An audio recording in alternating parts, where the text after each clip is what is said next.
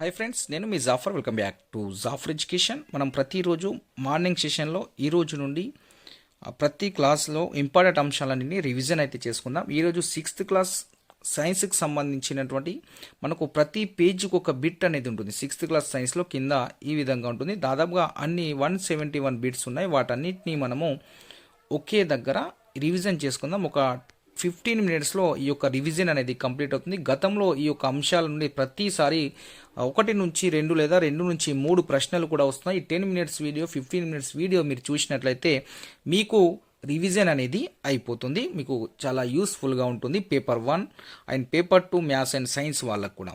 ఇక్కడ మీరు గమనించే ప్రయత్నం చేసినట్లయితే జాఫర్ ఎడ్యుకేషన్ టెట్ అండ్ ఈఎస్సికి సంబంధించినటువంటి అన్ని రకాల పీడిఎఫ్ నోట్స్లని, మెటీరియల్స్ని ఫ్రీగా జాఫర్ ఎడ్యుకేషన్ అనేది అందిస్తుంది.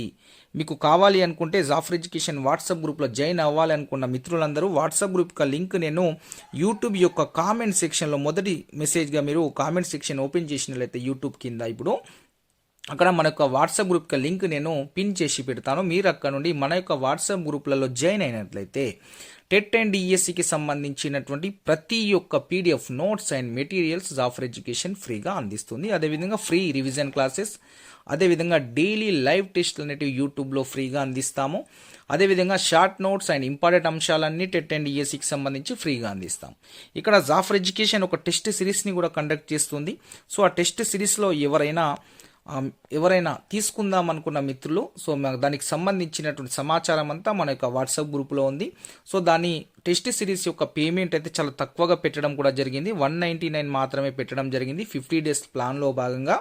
సో అక్కడ కూడా టెస్ట్ అనేది కూడా క్వాలిటీగా అందిస్తున్నాం మిత్రమా. ప్రతి ఒక్క అంశం ఆ యొక్క టెస్ట్లో మీకు రివిజన్ అయిపోతుంది. సో ఆ విధంగా క్వశ్చన్స్ అనే ఫ్రేమింగ్ అనేది చేస్తున్నాము.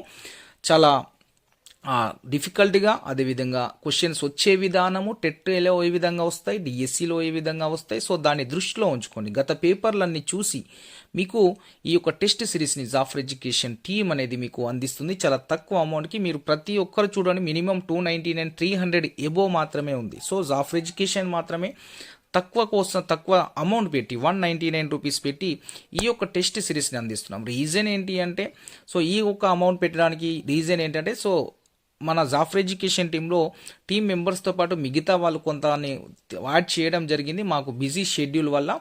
సో దాని ద్వారా కొద్ది అమౌంట్ని మేము పెట్టడం జరిగింది. లేకపోతే ఈ యొక్క అమౌంట్ని కూడా మేము పెట్టేవాళ్ళం కాదు, తగ్గించే వాళ్ళం ఇంకా. సో దాన్ని మీరు గమనించే ప్రయత్నం చేయండి. ఇన్ ఫ్యూచర్లో టెస్ట్ సిరీస్ని కూడా ఇంకా తగ్గించి ఇంకా తక్కువ అమౌంట్కి లేదా ఫ్రీ కూడా ఇచ్చే ప్రయత్నం జాఫర్ ఎడ్యుకేషన్ చేస్తుంది. మీరైతే తప్పకుండా ఈసారి మాత్రం 199 అమౌంట్ అయితే పే చేసి తప్పకుండా టెస్ట్ సిరీస్ని తీసుకొని చాలా క్వాలిటీగా ఉంటుంది. సో దాన్ని మీరు గమనించే ప్రయత్నం చేయండి. ఒకసారి మన యొక్క చూడండి, ఇది మన ఛానల్ అండ్ టెస్ట్ సిరీస్ మీద ఉన్నటువంటి నమ్మకం చూడండి. సో చాలామంది అభ్యర్థులు DSC 2024 Jafar education YouTube followers and WhatsApp group followers చాలామంది మినిమం 200 ఎబో మెంబర్స్కి టీచర్ జాబ్స్ కూడా రావడం అనేది జరిగింది. ఆ మిత్రులంతా మన యొక్క వాట్సాప్ గ్రూప్లో ఇప్పటికి కూడా ఉన్నారు. రైట్, ఇక్కడ చూసుకున్నట్లయితే thank you sir, your really looking like god of for DSC student. ఇక్కడ అదేవిధంగా ఇంకోటి మనం చూసుకున్నట్లయితే thank you so much sir, really you are helping us many ways, we are gratitude your sir. ఇక్కడ నెక్స్ట్ మన ఛానల్ పై ఉన్నటువంటి అభిప్రాయాలు, మిత్రుల యొక్క అభిప్రాయాలు. సో కరెక్ట్ చెప్పాబో, మీరు మనకు దేవుడు ఎలాంటి వారో ఈ సొసైటీలో చాలా అరుదుగా ఉంటారు. సో ఇలాంటి చాలామంది మిత్రులు మీరు ఇలా కామెంట్ చేయడం వల్ల మాకు ఇంకా సపోర్ట్ని అయితే అందిస్తున్నారు. ఇంకా సపోర్ట్ని అందించాలనుకో తప్పకుండా లైక్ చేసి మీ యొక్క సపోర్ట్ని అయితే అందించే ప్రయత్నం చేయండి. సో ఇక్కడ ఇంకో అభ్యర్థి అతని యొక్క అభిప్రాయాన్ని తెలియజేయడం జరిగింది. మన YouTube free classes, free PDF notes, అదేవిధంగా టెస్ట్ సిరీస్కి సంబంధించి.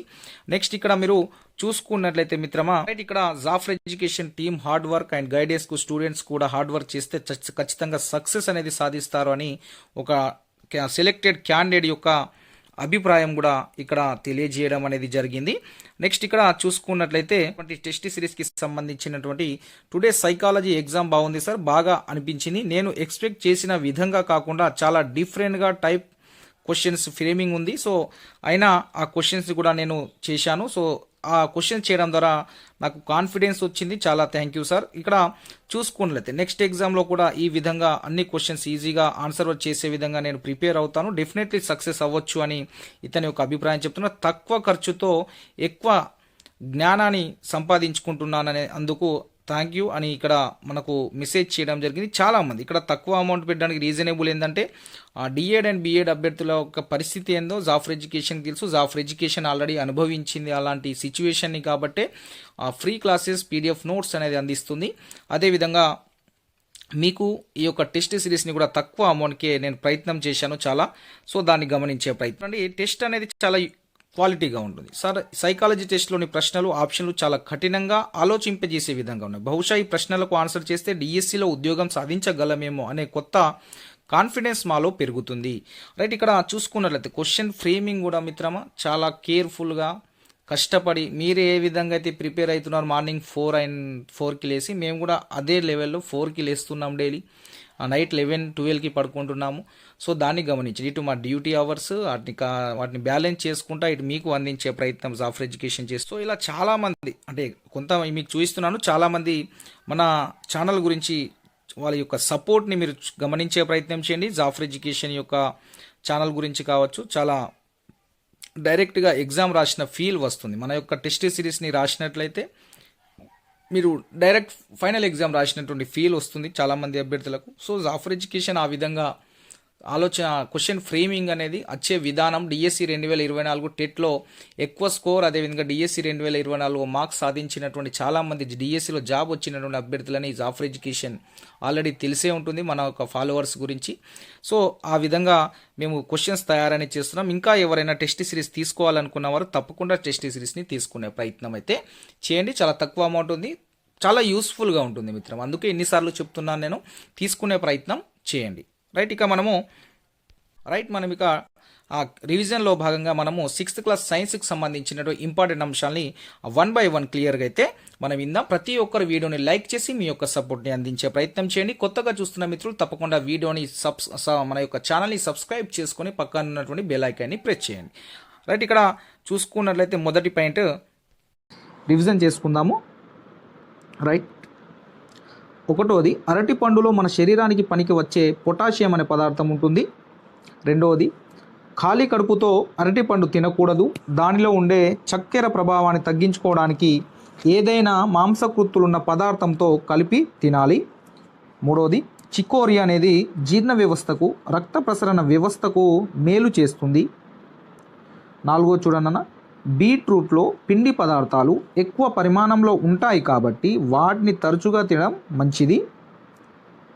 నెక్స్ట్ వేరుశెనగ, బఠానీలలో మాంసకృత్తులు సమృద్ధిగా ఉంటాయి, అయితే కొందరిలో ఇవి అలర్జీని కలిగిస్తాయి, కొందరికి జీర్ణం కావు. ఆరోది ఉల్లిపాయలలో ఉండే యాంటీ ఆక్సిడెంట్లు మనలను రోగాల బారి నుండి కాపాడే పదార్థాలు.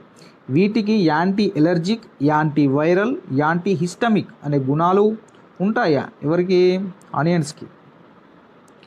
ఏడవది చిలగడ దుంపలో రక్తాన్ని శుద్ధి చేసే పదార్థాలు కెరోటినాయిడ్, యాంటీ ఆక్సిడెంట్లు ఉంటాయి. ఎనిమిదోది టమాటాలలో విటమిన్ సి అనే పదార్థం ఉంటుంది, ఇది రోగ నిరోధక శక్తిని కలిగిస్తుంది. అయితే ఈ విత్తనాల చుట్టూ ఉండే గుజ్జులో సి విటమిన్ అనేది అధికంగా ఉంటుంది. టమాటా ఉండగా ఆ విత్తనాల చుట్టూలో ఉండే గుజ్జులో మనకు సి విటమిన్ అనేది అధికంగా ఉంటుంది టమాటాలో. తొమ్మిదవది సాలాడ్ అనే పదం సలాటా అనే లాటిన్ పదం నుంచి వచ్చింది. సలాటా అంటే ఉప్పు అని అర్థం. నెక్స్ట్ చూడండి, టమాటాలలో కెరోటినాయిడ్ మరియు లైకనోపిన్లు సమృద్ధిగా ఉంటాయి. కెరోటినాయిడ్ అధికంగా గల ఆహార పదార్థాలు తినడం వల్ల క్యాన్సర్కు గురయ్యే ప్రమాదం తగ్గును. 10వది ఇప్పుడు టమాటాలు రేట్లు ఎక్కువ ఉన్నాయి, సో తర్వాత తక్కువ ఉన్నప్పుడు అయితే టమాటాలు ఎక్కువగా తింటే హెల్త్కి అంత మంచిదన్నమాట. 10వది ఆహార పదార్థాలను నిల్వ చేయడానికి ఉపయోగించే రసాయనాలు, రంగుల వల్ల క్యాన్సర్ వంటి వ్యాధులు వస్తాయి. 11వది ఇప్పటి వరకు మనకు తెలిసిన అయస్కాంత పదార్థాలలో నియోడైమియం బలమైన అయస్కాంతం. 12వది సాధారణంగా ఇనుము, నికెల్, రాగి, కొబాల్ట్, అల్యూమినియంల మిశ్రమాలతో శక్తివంతమైన అయస్కాంతాలను తయారు చేస్తారు. 13వది పూర్వం శత్రువుల నౌకల నుంచి చీలలను తొలగించి నౌకలను ముంచేయడానికి లోడ్ స్టోన్ లోడ్ స్టోన్ను ఉపయోగించేవారు. 14వది ఉక్కు కడ్డి చుట్టిన తీగ చుట్టను ఉపయోగించి విద్యుత్ అయస్కాంతాన్ని తయారు చేస్తారు. 15వది జంతువుల కడుపులో పేరుకుపోయిన ఇనుప తీగలు మేకులు తొలగించడానికి అయస్కాంత పరికరాలను ఉపయోగిస్తారు. 16వది సాధారణ అయస్కాంతాలను ఇనుము లేదా ఉక్కుతో తయారు చేస్తారు. 17వది వందల సంవత్సరాలకు పూర్వమే చైనా నావికులు అయస్కాంత దిక్సూచిని ఉపయోగించి సముద్ర ప్రయాణం చేసేవారు. 18వది భూమి యొక్క అయస్కాంత క్షేత్రం దండాయస్కాంతపు మధ్య భాగంలో ఉండే అయస్కాంత క్షేత్రం వలె ఉంటుంది. 19వది భూ అయస్కాంత తీవ్రత శీతల అయస్కాంత తీవ్రత కన్నా 20 రెట్లు శక్తివంతమైనది. భూ అయస్కాంత తీవ్రత శీతల అయస్కాంత తీవ్రత కన్నా 20 రెట్లు శక్తివంతమైనది. 20 చూడండి ఒకసారి. 20ది భూ కేంద్రంలో ఉండే ద్రవాల ప్రవాహాల వలన భూమి ఒక పెద్ద అయస్కాంతంగా పనిచేస్తుందని భావిస్తుంటారు. 21వది వాన చినుకు గంటకు 7 నుంచి 18 మైళ్ళ వేగంతో ప్రయాణిస్తుంది.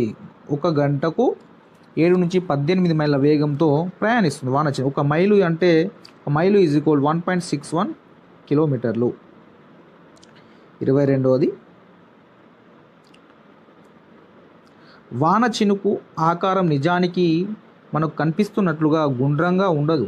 మేఘంలోంచి జారి పడుతున్నప్పుడు అలా కనిపిస్తుంది. వర్షపు చినుకులు చాలా చిన్నవిగా ఉంటే వాటిని సమిష్టిగా వర్షపు తుంపర అంటాం. ఏమంటాం? వర్షపు తుంపర అంటాం. తుప్పురు వర్షం పడుతుంది అంటాం కదా, సో దాన్ని వర్షపు తుంపర అనాలి. 23వది వాన చినుకు 0.02 అంగుళాల నుంచి 0.31 అంగుళాల వ్యాసార్థం కలిగి ఉంటుంది. 0.02 ఇంచ్ నుండి 0.31 ఇంచెస్ వరకు ఉంటుంది వాన చినుకు.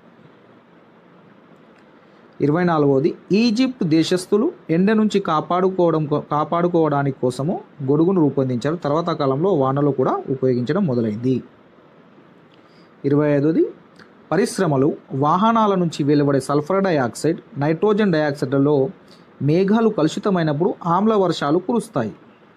ఇక్కడ నుండి 2018 ఫిబ్రవరిలో జరిగినటువంటి టీఆర్టీలో ఈ క్వశ్చన్ వచ్చింది. కానీ ఈ క్వశ్చన్కు అన్ని ఆప్షన్లు సరైనవిగా ఉండే కాబట్టి దీన్ని యాడ్ స్కోర్గా ఇవ్వడం జరిగింది. ఈ క్వశ్చన్ని యాడ్ స్కోర్ ఇచ్చారు. ఫస్ట్ మనకు కీ వచ్చినప్పుడు ఇదే ఆన్సర్ రైట్ ఇచ్చారు, సల్ఫర్ డయాక్సైడ్ నైట్రోజన్ డయాక్సైడ్లని. తర్వాత మనకు దీని లింకప్ టాపిక్స్లలో కూడా కొన్ని వేరే వాయువులు ఉన్నాయి. సో అవి అన్నీ రైటే కాబట్టి ఆ ఆప్షన్లు అన్నీ రైట్ ఉండే. సో ఈ క్వశ్చన్ని యాడ్ స్కోర్గా ఇవ్వడము, మరి ఈ క్వశ్చన్ మొత్తానికి డిలీట్ చేయడము జరిగింది 2018లో. ఇది ఇక్కడ నుండి ఒక బిట్ వచ్చింది అన్నమాట. 26వది సతత హరితారణ్యాలలో ఎగిరే ఉడతలు పాములు ఉంటాయి. 27 ప్రతిరోజు వర్షం కురిసే భూమధ్య రేఖ ప్రాంత అరణ్యాలలో ఎగిరే ఉడతలు పాములు ఉంటాయి. 28 600 మిలియన్ సంవత్సరాల పూర్వము ఫికేంబ్రియన్ కాలంలో మొదటగా జంతువులు ఉద్భవించాయి. ఫికేంబ్రియన్. 29 పెంగ్విన్ ఆస్ట్రిచ్ ఈము రియా మొదలైన పక్షులకు రెక్కలు ఉంటాయి కానీ ఎగరలేవు. ఏవేవి? పెంగ్విన్, ఆస్ట్రిచ్, ఈము, రియా మొదలైన పక్షులకు రెక్కలు ఉంటాయి కానీ ఎగరలేవు. కింది వానలో సరైనవి సరికాని అనే స్టేట్మెంట్లు ఇస్తారు. సో అలాంటి దగ్గర ఇలాంటి క్వశ్చన్లు వస్తాయి. కొన్ని రకాల కోతులు మాంసాహారుల వలె ఇతర జంతువులను తింటాయి. 31వది జంతువులను 6 ప్రాథమిక సమూహాలుగా వర్గీకరిస్తారు. 6 1 అకశేరుకాలు, ఉభయచరాలు, పక్షులు, చేపలు, సరీసృపాలు, క్షీరదాలు. 32 ప్రస్తుతం భూమి మీద జీవించి ఉన్న జంతుజాలంలో దాదాపుగా 5400 క్షీరద జాతులు నివసిస్తున్నాయి. 5400. 33 స్పంజికలు అనే జంతువులలో చలనం ఉండదు. జీవితంలో ఎక్కువ కాలం ఒక ప్రదేశంలో స్థిరంగా ఉంటాయి స్పంజికలు.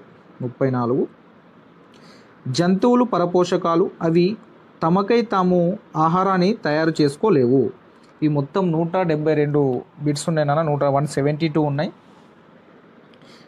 35 సజీవ జంతువులలో నీలి తిమింగలము చాలా పెద్దది. సజీవ జంతువులలో అతిపెద్దది ఏది అంటే నీలి తిమింగలం.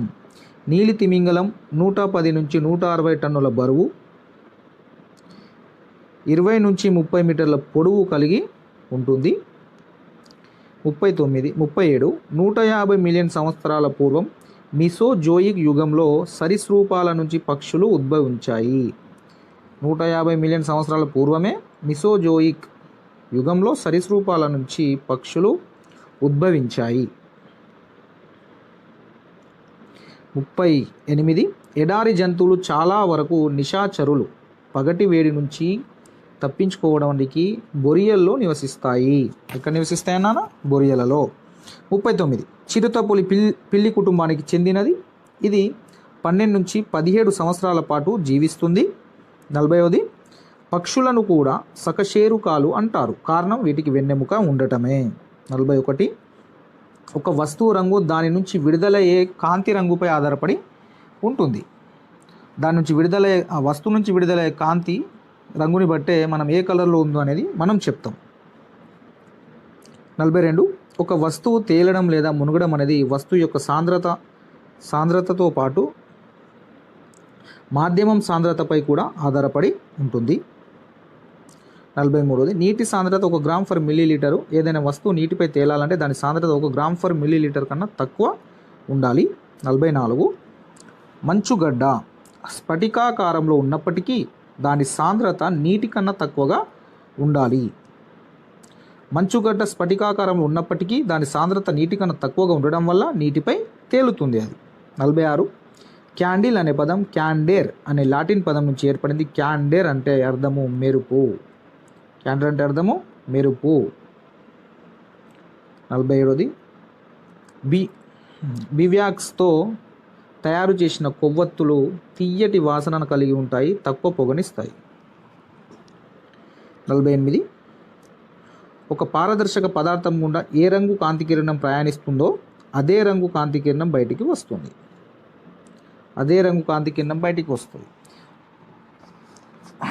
44 పిల్లి రోజులో దాదాపు 14 గంటలు నిద్రలో గడుపుతుంది. 50 షార్క్ చేప నోటిలో దాదాపు 4000 దంతాలు ఉంటాయి. ప్రతి దంతం 3 మిల్లీమీటర్ల పొడవు ఉంటుంది. 51 ఆల్పైన్ పర్వత ఆవాసాలు ప్రపంచంలో ఎత్తైన పర్వత ఆవాసాలు. 52 పర్వత ఆవాసాలలో క్షీరదాలు, పక్షులు, సరీసృపాలు, ఉభయచరాల వంటి భౌమావాస జంతువులు ఉంటాయి. 53 నదులు, సముద్ర తీరాలలో నేల, నీరు కలిసే చోట వివిధ రకాల జంతుజాలం ఆహారం, ఆవాసం, పునరుత్పత్తి కోసం నివసిస్తాయి. 54 సముద్ర గర్భంలో మైళ్ళ కొద్ది వ్యాపించి ఉండే కోరల్ రీఫ్ కూడా ఒక ఆవాసమే. Coral reef. 55 ఎడారి ఆవాసాలలో నివసించే ఎలుకలు నీళ్లు తాగకుండా ఒంటెల కన్నా ఎక్కువ కాలం ఉండగలుగుతాయి. ఏంటి? ఎడారి ఎలుకలు. 56 భూగోళం మొత్తం మీద వ్యాపించి ఉన్న అటవీ ఆవాసాలలో 3 వంతులు వృక్షజాలమే. 57 సవన్న గడ్డి భూములు ఆవాసాలలో చెట్లకు బదులుగా దట్టమైన గడ్డి విస్తరించి ఉంటుంది. 55 నదులలోని మంచినీరు సముద్రాలలోని ఉప్పు నీటితో కలిసే ప్రాంతాలలో మడ అడవులు మాంగ్రూవ్ అనేటివి పెరుగుతాయి. నదులలో మంచినీరు, సముద్రాలలో ఉప్పు నీటితో కలిసే ప్రాంతాల్లో మడ అడవులు పెరుగుతాయి. 59 భూమి మీద విస్తరించి ఉన్న సముద్రాలలో 300 మిలియన్ల క్యూబిక్ మైళ్ళ నీరు ఉంటుంది. భూమి మీద విస్తరించున్న సముద్రాలలో 300 మిలియన్ల క్యూబిక్ మైళ్ళ నీరు ఉంటుంది. కుంటలు, చెరువులు, కాలువలు, నదులు, సముద్రాల వలె చిత్తడి నేలను కూడా జలావాసంగానే పరిగణిస్తారు. కుంటలు, చెరువులు, కాలువలు, నదులు, సముద్రాల వలె చిత్తడి నేలను కూడా జలావాసంగానే పరిగణిస్తారు. 60. కర్పూర వృక్షం చెట్టు బెరడును స్వేదనం చేయడం ద్వారా కర్పూరాన్ని తయారు చేస్తారు. 61. ఉప్పు, పటిక మొదలైన స్ఫటికాలలో కూడా నీరు ఉంటుంది. దీన్ని మనం స్ఫటిక జలం అంటాం. ఏమంటాం? స్ఫటిక జలం అంటాం. 62. ఇసుక, కంకర, సిమెంట్లను తగిన పాలలో కలిపి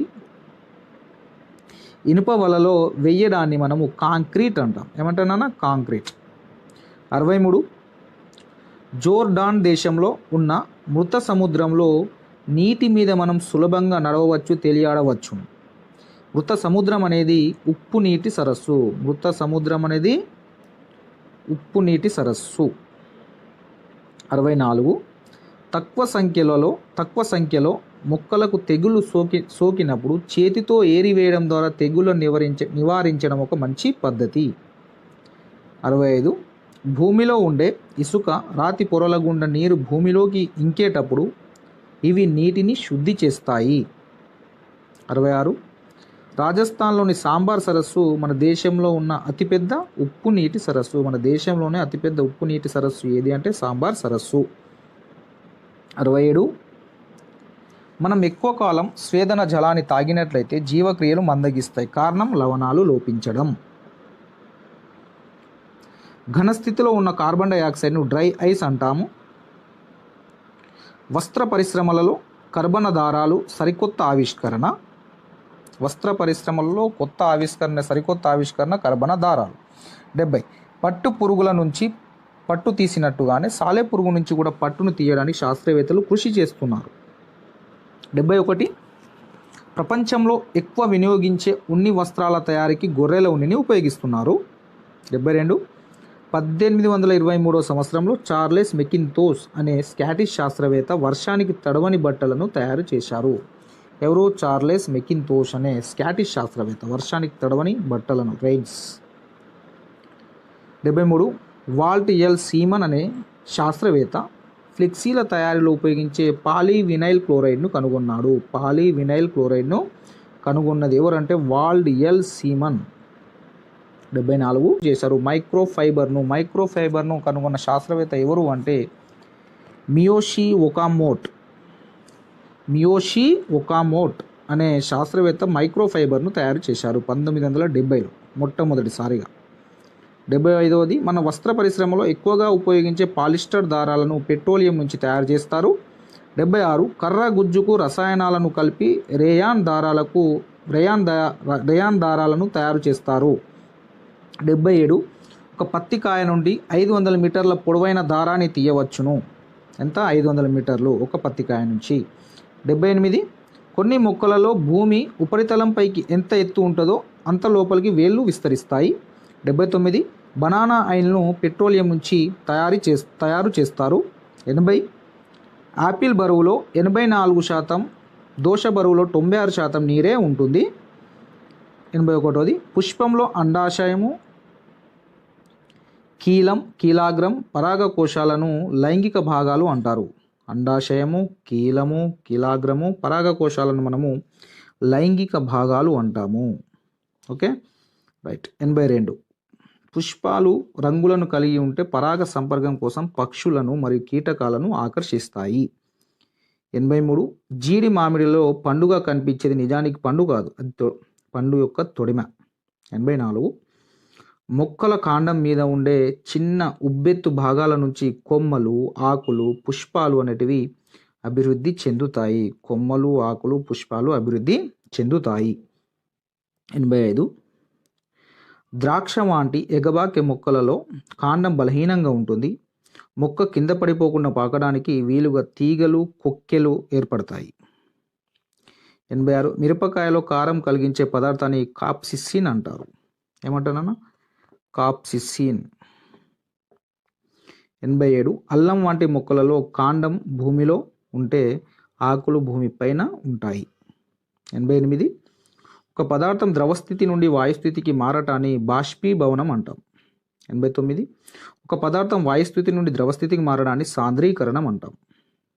90. ఒక పదార్థం ద్రవస్థితి నుండి ఘనస్థితికి మారడాన్ని స్ఫటికీకరణము అంటాం. 91 ఒక ప్రదేశపు ఉష్ణోగ్రత పెరిగితే అక్కడ గాలి పీడనం అనేది తగ్గుతుంది. 92 భూమి తన అక్షం చుట్టూ తిరగడం వల్ల వాతావరణంలో మార్పులు ఏర్పడతాయి, ఋతువులు అనేటివి ఏర్పడతాయి. 93 మనం తిన్న ఆహారం జీర్ణక్రియలో అనేక యాంత్రిక రసాయనిక చర్యలకు గురై చిన్న చిన్న పదార్థాలుగా మారిపోతుంది. 94 వేల సంవత్సరాలుగా ప్రవహించే నీటిని మనం శక్తి వనరుగా ఉపయోగించుకుంటున్నాము.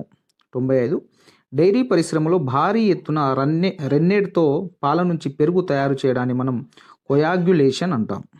95 ప్రీ హిస్టారిక్ యుగంలో మొక్కలు జంతువులు అవశేషాల నుంచి బొగ్గు, ఖనిజ వాయువు, పెట్రోలు మొదలైన శిలాజ ఇంధనాలు తయారవుతాయి. 97 దీపావళికి కాల్చే టపాకాయలు రసాయనిక మార్పుకు మంచి ఉదాహరణ.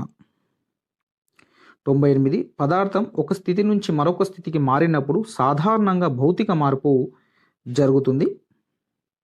99 ఇంధనాలలో నిల్వ ఉన్న శక్తి యాంత్రిక శక్తిని కలిగించడానికి ఉపయోగపడుతుంది. ఇక్కడ చూడండి, 5 సంవత్సరాల లోపు పిల్లల మరణాలకు అతిపెద్ద కారణం అసురక్షిత నీరు, అంటే కలుషితమైన నీరే. డయేరియా వల్ల సంభవించే మరణాలలో సుమారు 90% మరణాలు 5 సంవత్సరాలలోపు పిల్లలకే జరుగుతున్నాయి కలుషితమైన నీరు వల్ల. ప్రపంచవ్యాప్తంగా బిలియన్ కన్నా ఎక్కువ మంది రోజుకు 6 లీటర్ల నీటితోనే సరిపెట్టుకుంటున్నారు.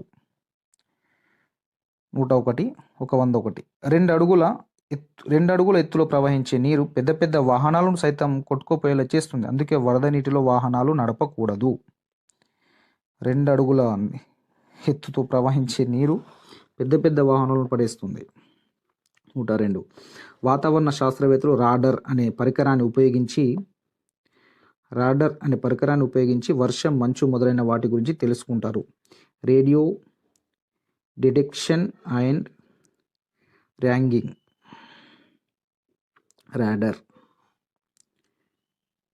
103 ప్రపంచవ్యాప్తంగా ప్రతి సంవత్సరం 4,000 మందికి పైగా నీటి ద్వారా సంక్రమించే వ్యాధుల వల్ల మరణిస్తున్నారు. 104 నీటి ద్వారా సంక్రమించే వ్యాధులలో 43% డయేరియా వ్యాధులే. 105 అభివృద్ధి చెందుతున్న దేశాలలో సంభవించే మరణాలకు 98% కలుషిత నీటి వల్లనే జరుగుతున్నాయి. 106 వర్షపు నీటిని నిల్వ చేసుకోలేకపోవడం వల్ల కరువులకు ఒక కారణమవుతుంది. 1 కేజీ వరి ధాన్యాన్ని పండించడానికి సుమారు 500 లీటర్ల నీరు కావాలి. 107 ప్రపంచ ఆరోగ్య సంస్థ నివేదిక ప్రకారం ప్రతి మనిషి రోజుకు కనీస అవసరాల కోసం 50 లీటర్ల నీరు కావాలి. ప్రతిరోజు కనీస అవసరాలకు స్నానం చేయడానికి, బట్టలు పిండుకోవడానికి, తాగడానికి అన్నిటికీ సుమారు 50 లీటర్ల నీరు అయితే కావాలి. 108 థేల్స్ ఆఫ్ మిలిస్ అను గ్రీకు శాస్త్రవేత్త క్రీస్తుపూర్వం 624 నుంచి 546 మధ్యలో స్థిర విద్యుత్ను కనుగొన్నాడు. థేల్స్ ఆఫ్ మిలిస్ ఎవరు?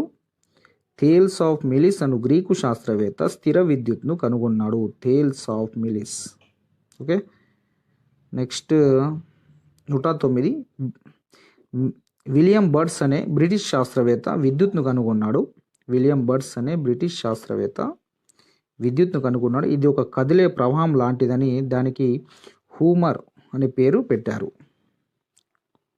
హోమర్ అనొచ్చు, హ్యూమర్ అనొచ్చు. ఓకే, 110 బెంజమిన్ ఫ్రాంక్లిన్ అను అమెరికా శాస్త్రవేత్త విద్యుత్కు ధన రుణ ఆవేశాలు ఉంటాయని కనుగొన్నాడు. బెంజమిన్ ఫ్రాంక్లిన్ అమెరికన్ శాస్త్రవేత్త కనుగొన్నాడు. 111 లూగి గాల్వానీ అను ఇటలీ శాస్త్రవేత్త చనిపోయిన కప్ప కాళ్లకు 2 లోహపు పలకలను తగిలించినప్పుడు అది ఎగిరి పడడంతో జంతువుల దేహంలో విద్యుత్ ఉంటుందని భావించాడు. లూగి గాల్వానీ. 112 హన్స్ ఐర్స్టడ్ అను డేనిష్ శాస్త్రవేత్త విద్యుత్ అయస్కాంతంగా పనిచేస్తుందని కనుగొన్నాడు. 113 మైకల్ ఫారడే అను భౌతిక రసాయన శాస్త్రవేత్త మొట్టమొదటగా విద్యుత్ మోటార్లను కనుగొన్నాడు. 114 మైకల్ ఫారడే అను భౌతిక రసాయన శాస్త్రవేత్త విద్యుత్ జనరేటర్లను కూడా కనుగొన్నాడు. 115 ఇంగ్లాండ్లోని గెడల్మింగ్ అను ప్రాంతంలో ప్రయోగాత్మకంగా మొట్టమొదటి విద్యుత్ పవర్ ప్లాంట్ను ఏర్పాటు చేశారు. గెడల్మింగ్ అనే ప్రాంతంలో 116 థామస్ అల్వా ఎడిసన్ అమెరికాలో మొట్టమొదటి విద్యుత్ ఉత్పత్తి కేంద్రాన్ని స్థాపించాడు.